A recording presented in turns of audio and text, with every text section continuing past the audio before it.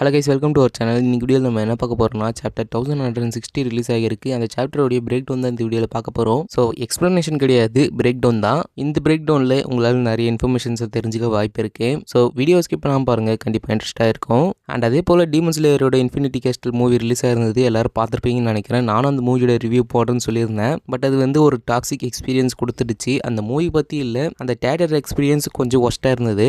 ஏன்றது அந்த மூவியோட ரிவ்யூவையும் அந்த எக்ஸ்பீரியன்ஸையும் நான் லாஸ்ட்டில் சொல்கிறேன். எனவே நீங்களும் நம்ம சேனலை சப்ஸ்கிரைப் பண்ணாமல் இருக்க நம்ம சேனலை சப்ஸ்கிரைப் பண்ணிக்கோங்க. அப்போ தான் நான் போகிற வீடியோஸில் உங்களுக்கு நோட்டிஃபிகேஷனோட வரும். So let's get into the video.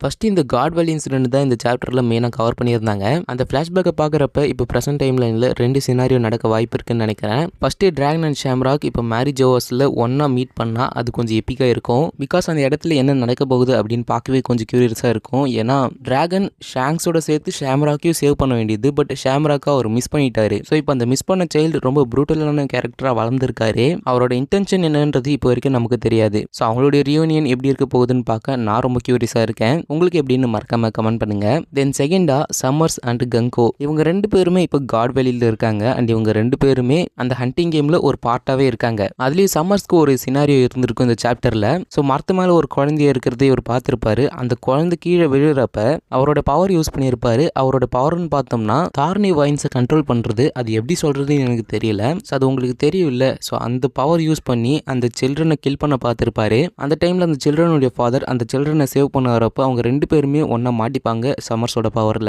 So அந்த ஒரு சீன் பார்க்க ரொம்ப பேடாக இருந்தது. ஸோ அதனாலே இந்த சம்மர்ஸ் கேரக்டரை டிஃபீட் பண்ணுறதுல எனக்கு கொஞ்சம் சாட்டிஸ்ஃபைங்காக இருக்கும்னு நினைக்கிறேன். அதே போல தான் கங்கோ. ஸோ கங்கோடைய ஃப்ளாஷ்பேக் இப்போ வரைக்கும் நமக்கு என்னன்னு தெரியாது. பட் அவங்களே இந்த சாப்டரில் பிளேட் ஆஃப் காட் அப்படின்ற மாதிரி சொல்லியிருப்பாங்க. அண்ட் இமும் கங்கோ மேலே தான் ப்ரோசஸ் பண்ணுறாங்க. ஸோ கங்கோடைய லைஃப்பில் என்ன நடந்துச்சு, அந்த கேரக்டர் கிட்ட என்ன இருக்குது அப்படின்னு தெரிஞ்சுக்க நான் ரொம்ப ஆர்வமாக இருக்கேன். உங்களுக்கு எப்படின்னு மறக்காம நீங்களும் கமெண்ட் பண்ணுங்கள். தென் இந்த சாப்டரில் டீச் அண்ட் டீச்சுடைய அம்மாவை பார்த்துருப்போம். ஸோ டீச்சோட அம்மாவும் ராபினோட அம்மாவும் பார்க்க சிமிலராக தான் இருக்காங்க. ஃபுல்லாக சிமிலராக சொல்லல, கொஞ்சம் சிமிலராக இருக்காங்க. அண்ட் ராபின் அண்ட் பிளாக்பீட் இவங்க 2 பேருடைய ஸ்டோரியுமே லிட்டரலாக சேமாக தான் இருக்குது. ஏன்னா டீச் அண்ட் ராபின் இவங்க 2 பேருடைய ஹோம் டவுனும் டெஸ்ட்ராய் பண்ணப்பட்டுச்சு, அதுவும் பஸ்டர் கால் மூலியமா. அதுலேயும் இப்போ காட் வேலியில் ஒரு ஹண்டிங் கேம் நடக்கிறதுனால அந்த இன்சிடென்ட் பார்க்க கொஞ்சம் பேடாக மாறுது. தென் டீச் அண்ட் ராபின் இவங்க 2 பேருமே இந்த வேர்ல்டு கவர்மெண்ட்டுக்கு தேவை. ஏன்னா ஒரு பக்கம் ராபின் அந்த ஸ்காலராக இருக்கிறதுனால ராபினை சர்ச் பண்ணிகிட்டே இருக்காங்க. அது மட்டும் இல்லாமல் ஒஹாராலிருந்து சர்வை பண்ண ஒரே ஒரு கேரக்டர் யாருன்னு பார்த்தோன்னா நம்ம ராபின் மட்டும்தான். அப்படிதான் ப்ராபப்ளி பிளாக் பியர்டு இருந்திருக்கணும். ஸோ பிளாக் பியர்டு இந்த டேவி கிளானில் ஒருத்தர். ஸோ டேவி கிளானில் எல்லாரும் கில் பண்ணதுக்கு அப்புறமா லாஸ்ட் மேனா நம்ம பிளாக் மட்டும்தான் இருந்திருக்கணும். அதனால தான் அவருடைய பிளட் லைன் இம்பார்ட்டன்ட் அப்படின்னு நம்ம சேட்டர்னு சொல்லியிருக்கணும். அண்ட் டீச் அண்ட் ராபினுடைய அம்மா இவங்க 2 பேரும் சிமிலர்னு சொன்னேன் இல்லையா. ஸோ இவங்க 2 பேருடைய இன்டென்ஷனுமே சேமாக தான் இருந்திருக்கேன். ஏன்னா இந்த 2 கேரக்டர்ஸுமே ராபின் அண்ட் டீச் இவங்க 2 பேரையும் சர்வை பண்ணுறதுல தான் அவங்களோட இன்டென்ஷன் இருந்தது அவங்களுடைய லாஸ்ட் மினிட்ல.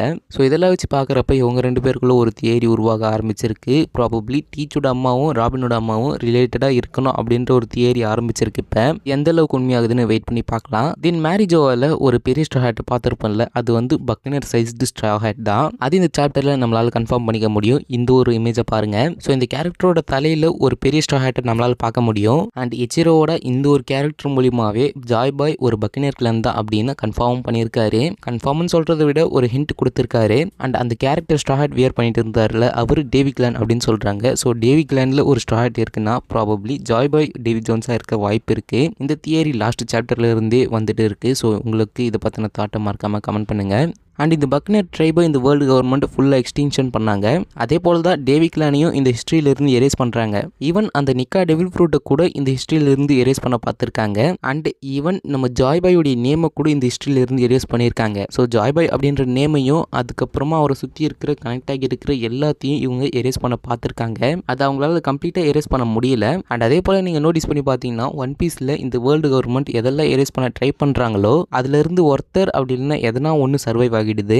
ஏன்னா இந்த காட் வேலியே எடுத்துப்போமே, இதில் இருந்து சர்வே ஆனவங்கன்னு பார்த்தோம்னா நம்ம கூமா, இவங்கோ, கின்னி, அதை தாண்டி நம்ம ஷாங்ஸ், ஷாம்ராக், அதே போல் நம்ம பிளாக் பியர்டும் கூட. ஸோ டேவி கிளான்ல இருந்து நம்ம பிளாக் பியர்ட் சர்வைவ் ஆகியிருக்காரு. அண்ட் பக்கனர் கிளான்ல இருந்து நம்ம கூமா சர்வைவ் ஆகியிருக்காரு. அதே நம்ம அப்படியே ஒஹாரா சைடு போனோம்னா ஒஹாரால இருந்து நம்ம ராபின் சர்வைவ் ஆகியிருப்பாங்க. அண்ட் நம்ம சாலோ அதுல இருந்து சர்வைவ் ஆகியிருக்காரு. தென் இந்த எக்கேட்ல வெகா பங்கை கில் பண்ணணும் அப்படின்னு இந்த வேர்ல்டு கவர்மெண்ட் நினைச்சிருப்பாங்க. பட் அந்த வெகா பங்க்ல இருந்து ஒரு க்ளோன் நம்ம லிலித், ஸோ அவங்க தப்பிச்சிருப்பாங்க. இருப்பாங்க. அதே போல் இந்த வாய்ட் செஞ்சுரியிலிருந்து அலைவாக இருக்கிறது நம்ம ஜுனிஷா மட்டும்தான். அந்த வாய்ட் செஞ்சுரியிலிருந்து பக்கனர் கிளான் சர்வே ஆகியிருக்காங்க, இந்த டேவி கிளான் சர்வே ஆகியிருக்காங்க.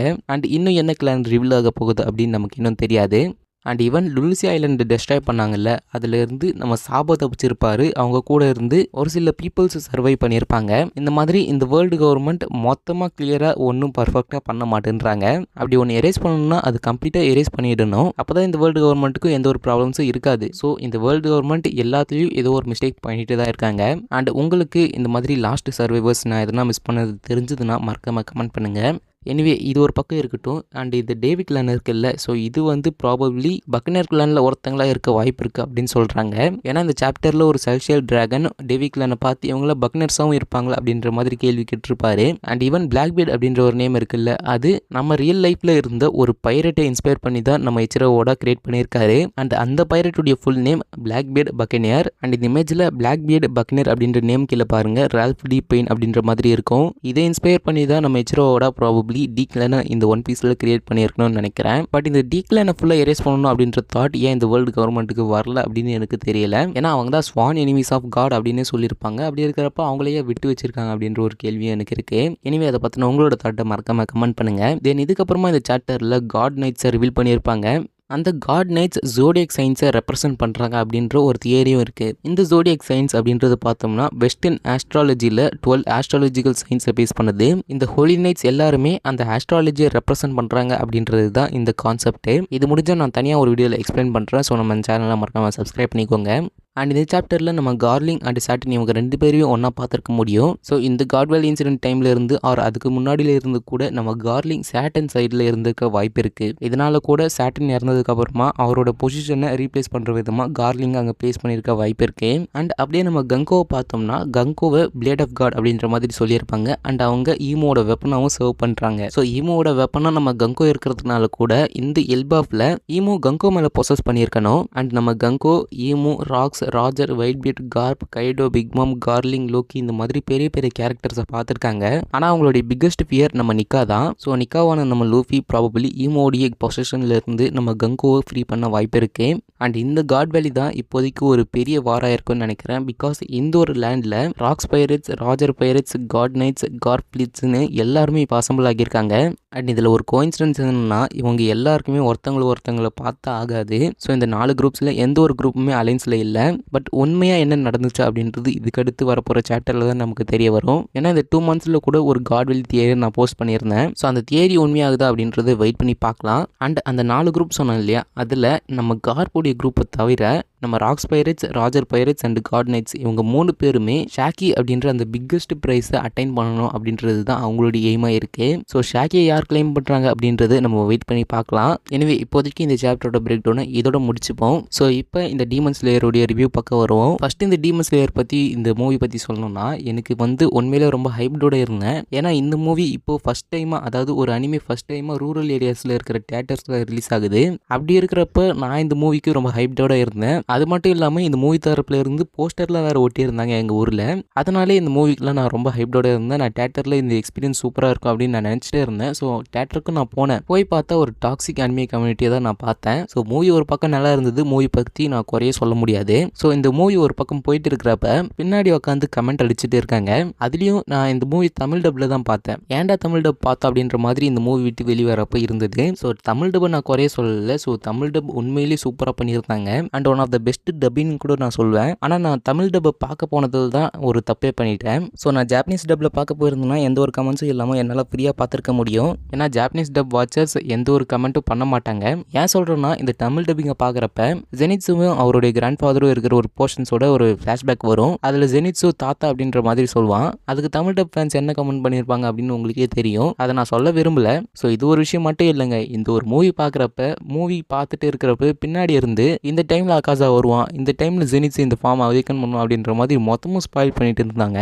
நடுவில் ஏஞ்சே போயிடலாம் அப்படின்ற மாதிரி தாட் இருந்தது. ஏன்னா நான் இந்த மூவிக்கு நான் 2 மாதம் அதுக்கு மேலேயே நான் வெயிட் பண்ணிட்டு இருந்தேன். என்னை தவிர்த்து அந்த மூவி பார்க்க வந்து ஒரு 10 பேராவது ஒரு 2 மாதம் கிட்ட இந்த மூவி பார்க்க வெயிட் பண்ணியிருப்பாங்க. அதுவும் இந்த மாதிரி ரூரல் தியேட்டர்ஸில் பார்க்க வெயிட் பண்ணியிருப்பாங்க. ஸோ அவங்க எல்லாருக்குமே ஒரு டிசப்பாயிண்டிங்காக இருந்தது. அது மட்டும் இல்லாமல் இந்த அக்காசாவோட ஃப்ளாஷ்பேக்லாம் நான் சொல்லவே முடியாது, அந்தளவுக்கு ரொம்ப மோசமாக எக்ஸ்பீரியன்ஸ் பண்ணேன். ஸோ அக்காசாவோடைய பேக் ஸ்டோரி பார்த்தவங்களுக்கு எப்படி இருந்தது உங்கள் எல்லாருக்குமே தெரியும். ஸோ அந்த பேக் ஸ்டோரி ரொம்ப சூப்பராக பண்ணியிருந்தாங்க. ஸோ அந்த போர்ஷனை நான் தேட்டரில் பார்க்குறப்ப ஒரு சைலன்ஸ் இல்லை, ஏன்னா அந்த ஃப்ளாஷ்பேக் போயிட்டே இருக்குது. இந்த அக்காசாவோடைய கேரக்டர் ரொம்ப டீப்பாக இருக்குது அப்படின்னு நான் யோசிச்சுட்டு இருக்கிறப்ப பின்னாடி இருந்தவங்கள ஒருத்தன் மச்சான் டேனடான் எபிசோடு 8 இறக்கி கொடுறா அப்படின்ற மாதிரி கேட்டுட்டு இருக்கான். அந்த எபிசோடு ஆகஸ்ட் 21 ரிலீஸ் ஆயிடுச்சு. பட் அங்கே உட்காந்து அந்த டைமில் அந்த எபிசோடு இறக்கி கொடுறா அப்படின்ற மாதிரி கேட்டுட்டு இருக்கான். இது மட்டும் இல்லைங்க, இந்த மாதிரி நிறைய இந்த மூவி பார்க்குறப்ப நடந்துச்சு.